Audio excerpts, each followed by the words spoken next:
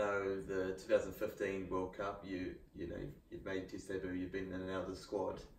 I'm sure that would have been disappointing to miss out on that.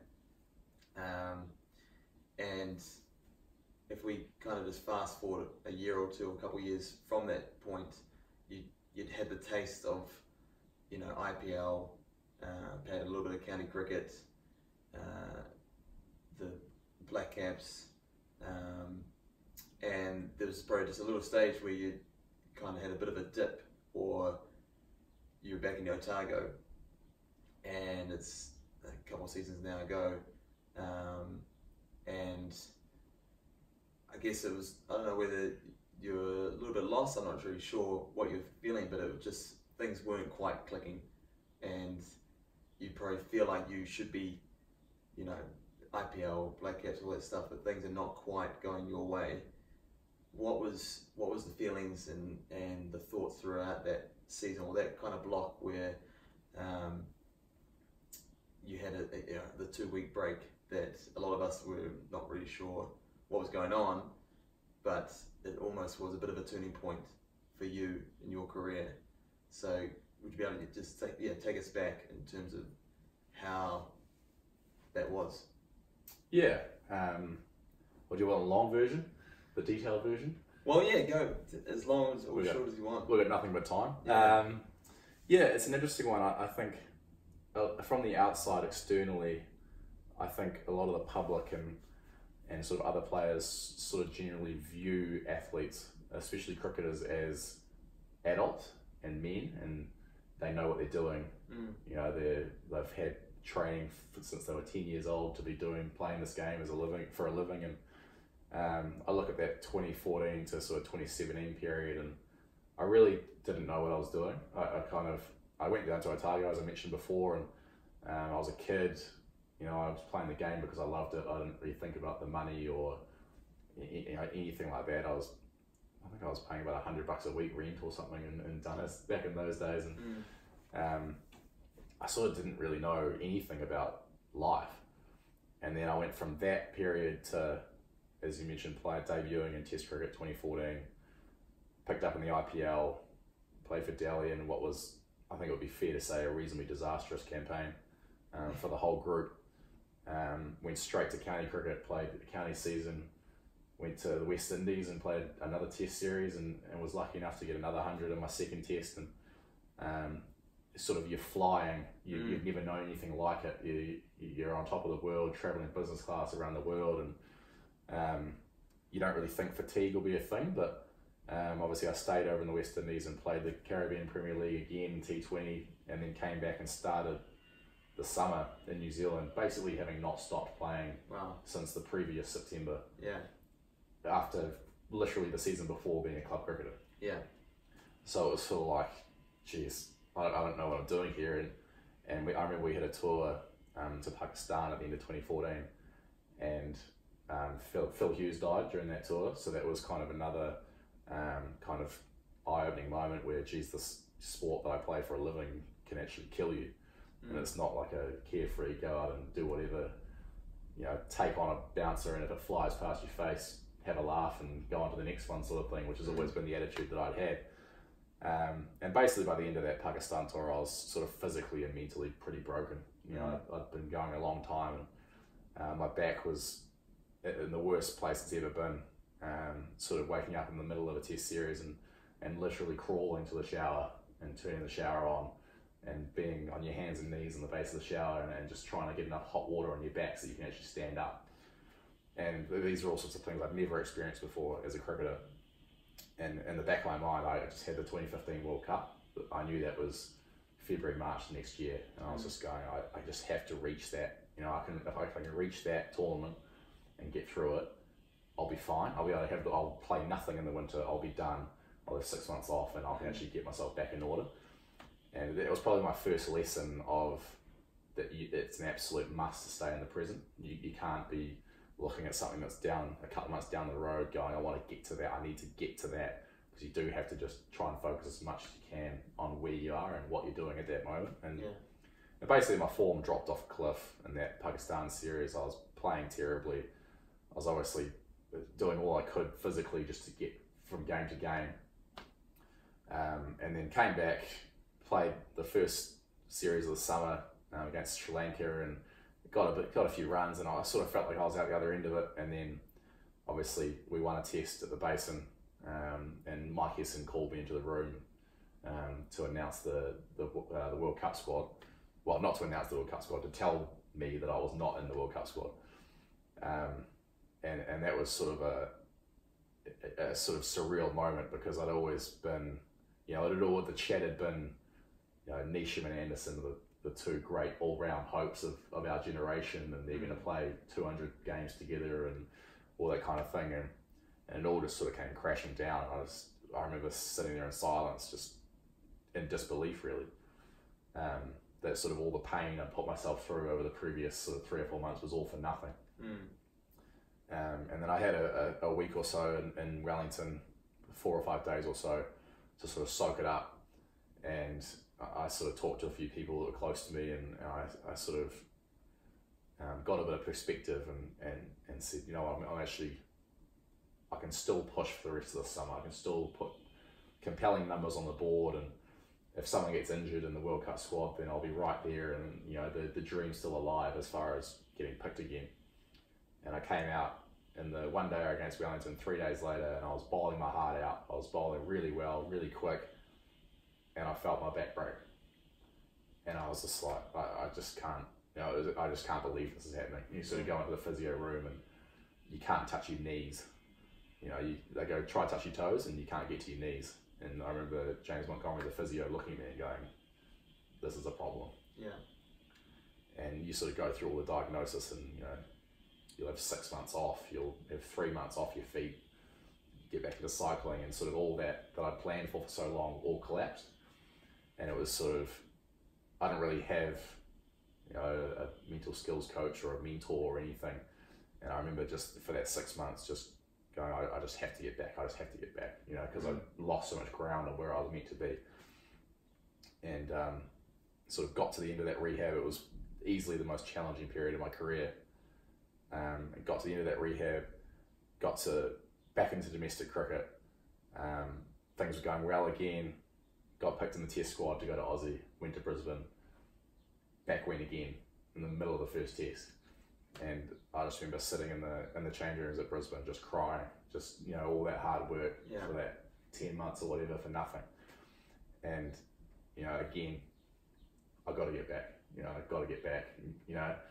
And went back to Otago and sort of worked hard and worked my ass off, and every hurdle I'd ever encountered in my career and life really up to that point could be solved by hard work. Yeah. So physical hard work. Yeah. And I remember being in Dunners, and I'd train all day and then go running at night, and all the sort of thing, eat perfectly, go to the gym insanely, do everything. If the trainer said do 10 reps, I'd do 12, all that sort of thing, just leave nothing out there. And that next summer, things just got worse and worse, and the harder I tried, the worse it got. And you're changing techniques, and people telling you should bat this way and bat that way, and bowl like this and bowl like that, and there's just so much noise. I think you've probably experienced it as well. There's so many different voices and so much noise coming from all different directions, and because you're rudderless as a cricketer, you just listen to everything, and someone says you should try this, and you try it. And you're searching, and you get a glimmer of hope. You try something, and then you get a 20 or a 30, and you go, oh, that was it, that's the thing. And you latch onto that, and then your form tails off again, and then you find something else that someone else says, and you go to that. And it just got to the point where I just dreaded batting. Bowling was still okay, I dreaded batting, because I had no idea what I was doing. My technique was all over the place. I knew that other teams knew I was struggling as well. That's the worst thing. So I'd go out, and guys who would never dared talk to me in the 2 years beforehand were all of a sudden chirping me from gully, and I was sort of looking around just going, this is just a shambles. And I remember getting called into Rob Walters' hotel room in Alexandra, and he told me I was dropped for a T20 in that season, my last season for Otago, and I just remember being relieved. I just thought, thank God. Yeah. I had nothing left as far as like the will to keep playing. Yeah. And luckily my partner Alex was down there with me, and I remember going back into the room and just saying, "We're gonna get out of here." And she's like, "What do you mean?" And I said, just pack your bags, we're going. Yeah. And this is in Central Otago in December 27th or something. There's nowhere to go. Yeah. It's kind of, we're going. We're going. She's Yeah. like, "Oh, all right."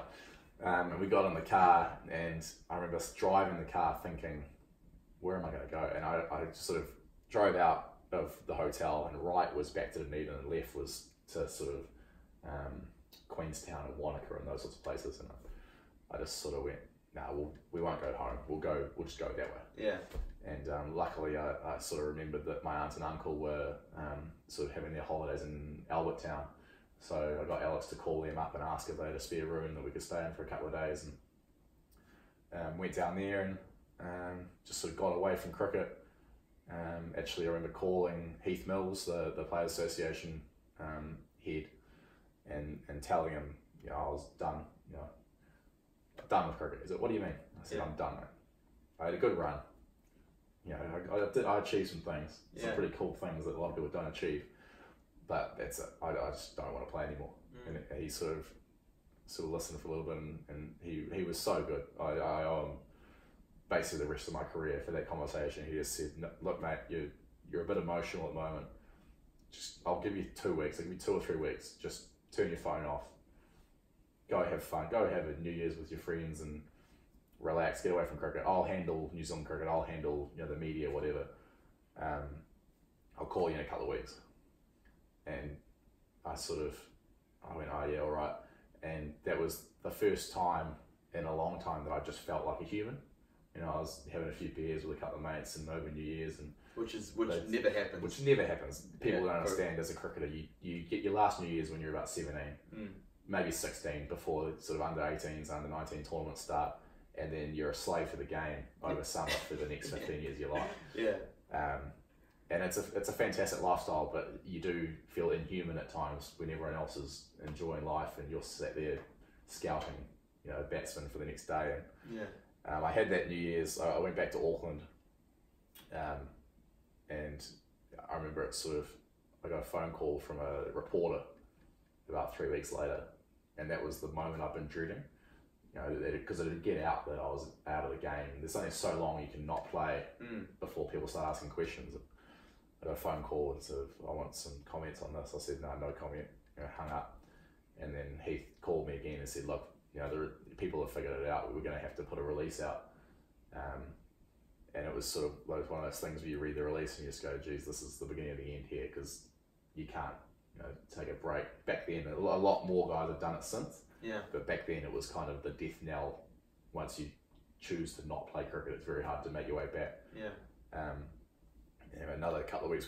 Another week or so went by. I talked to a sports psychologist and all that sort of thing, and I remember having a phone call with Pete Sanford, who was the sort of head of cricket operations and mental skills and that sort of thing, New Zealand cricket, and he basically said, "Look, mate, you just have to go play because you're New Zealand contracted. We're paying you this amount. You either go play or you lose your contract and you're out on the bones of your ass." And I didn't want to play at all, but I sort of just convinced myself, "Look, I'm just going to go down. I'm barely going to train. I'm just going to hit a few balls to feel good. I'm going to go out. I'm going to play my shots. I'm literally playing 3 or 4. I think it was 4 days, and then I can have my contract for the winter." And then I've got 4 or 5 months to figure out what I'm going to do with the rest of my life. Yeah. Have a bit of financial security, and then sort of move out of cricket after that. And that was the plan. And then I went back down to Otago and played a few 4 days and got a few starts.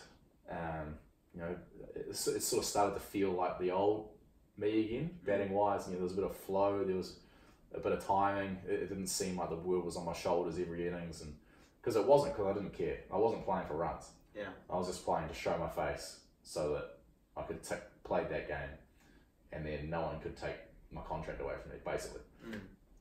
And then got through that summer, left, went home, and then I worked as a marketing assistant at Halter, which we've talked about for 6 months. So I was working for a company that sells sort of collars to cows so farmers can sort of control their herd, and that was me for 4 or 5 months, and I loved it. But I had that itch, sort of slowly getting back again to want to play.